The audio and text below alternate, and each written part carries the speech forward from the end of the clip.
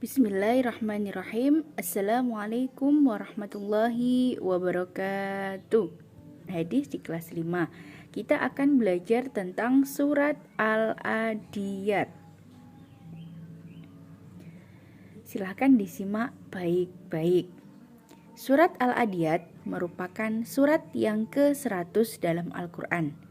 Terdiri dari 11 ayat dan diturunkan setelah surat Al-Asr. Nama surat Al-Adiyat diambil dari kata adiyat yang artinya kuda perang yang berlari kencang.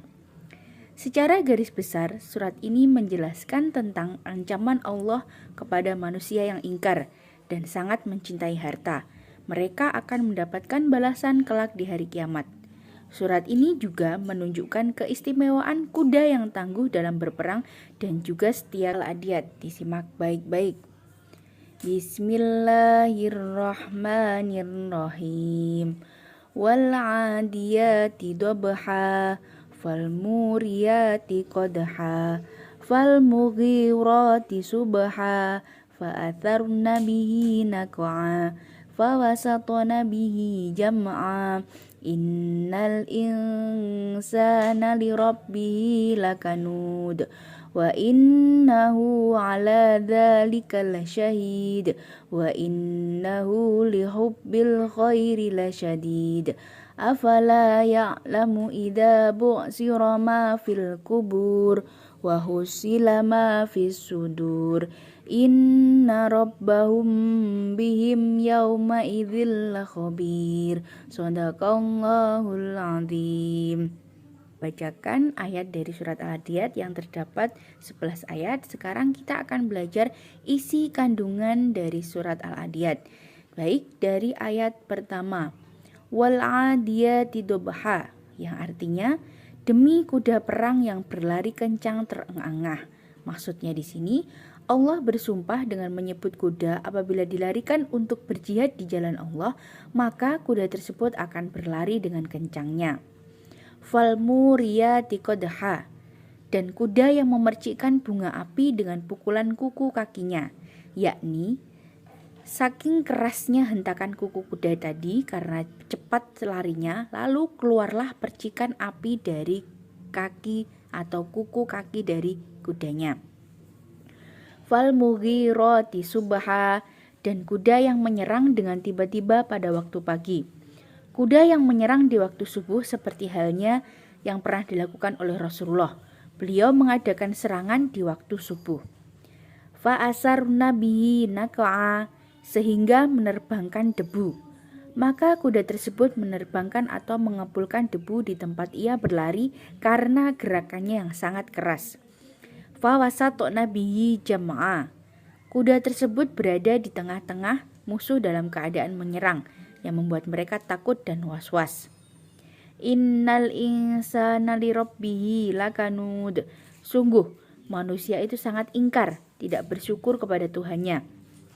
Orang yang tidak mau mensyukuri nikmat Allah disebut dengan kufur nikmat.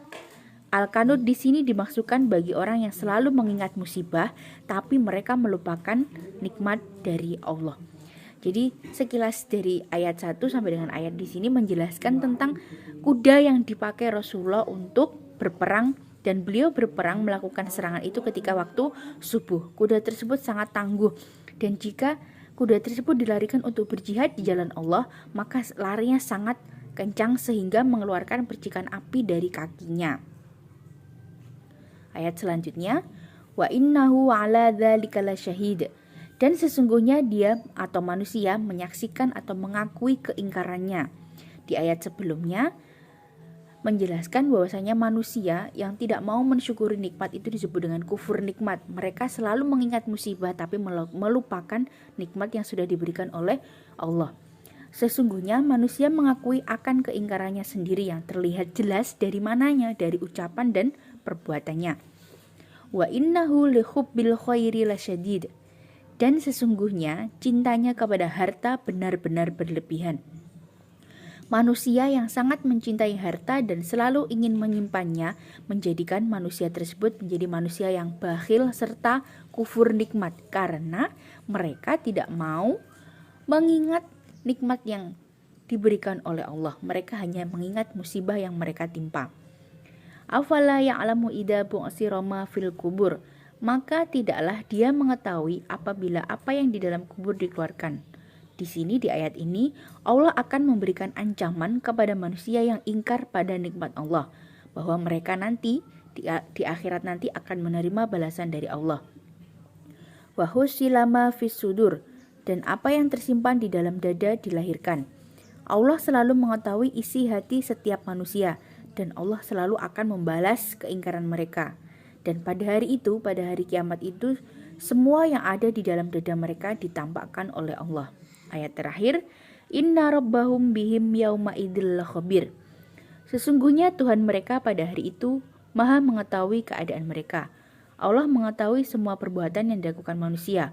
Allah akan memberikan balasan kepada mereka atas kekafiran mereka dengan balasan yang sempurna. Jadi inti dari isi kandungan surat Al-Adiyat adalah menjelaskan tentang kuda perang yang dipakai oleh Rasulullah. Kuda tersebut jika dilarikan untuk jihad di jalan Allah, maka larinya sangat kencang. Dan ketika itu Rasulullah melaksanakan serangan itu ketika waktu subuh. Selain itu, di dalam surat Al-Adiyat juga dijelaskan bahwasanya manusia yang tidak mau mensyukuri nikmat yang telah diberikan oleh Allah disebut manusia yang kufur nikmat. Dan mereka yang sangat mencintai harta dan hanya menyimpan hartanya, mereka disebut manusia yang bakhil. Manusia yang kufur nikmat dan manusia yang bakhil semuanya akan mendapatkan balasan kelak di hari kiamat nanti. Sekarang kita masuk pada tugas. Silakan ditulis soal dan jawaban di bawah ini ke dalam buku tugas yang sudah. Nomor 1. Apa yang dimaksud dengan kufur nikmat? Nomor 2. Sebutkan isi kandungan surat Al-Adiyat ayat ke-5 dan ke-6. 3. Bagaimana asbabun nuzul atau sebab diturunkannya surat Al-Adiyat? Nomor 4. Tulislah bunyi ayat ke-6 surat Al-Adiyat. Yang terakhir, apa yang dimaksud dengan surat Makkiyah? Soalnya ditulis dan jawabannya juga ditulis di kertas. Jazakumullah, syukran ala husni ihtimamikum. Terima kasih atas perhatiannya anak-anak.